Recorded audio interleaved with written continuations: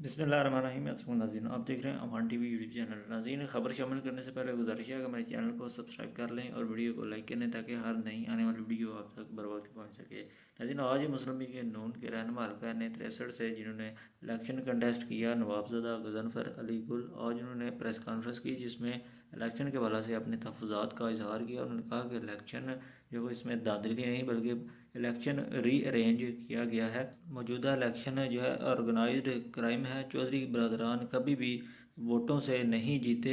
एक और उनसे मंसूब बयान जो है सामने आया है जिसमें उन्होंने कहा कि खुदा की कसम उठाकर कहता हूं कि अगर मैं नहीं जीता तो हुसैन लाही भी ये इलेक्शन नहीं जीता, जीता कोई और है।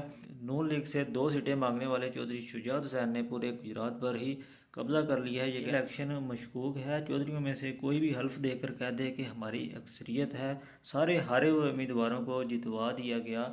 नवाबज़दा गज़नफ़र अली गुल ने कहा कि मेरी चौधरी अब्दुल रज़ाक कोटला से भी बात हुई। मैंने उनसे पूछा कि क्या आपका हल्का भी डील का हिस्सा तो नहीं। उन्होंने कहा कि मुझे इस बात का इल्म नहीं है। नवाबज़दा गज़नफ़र अली गुल ने अपने जो तहफ़्फ़ुज़ात हैं इस इलेक्शन के हवाले से वो मीडिया के सामने और आवाम के सामने जो है वो रख दिए हैं। मज़ीद अपडेट्स के लिए देखते रहें अमान टीवी।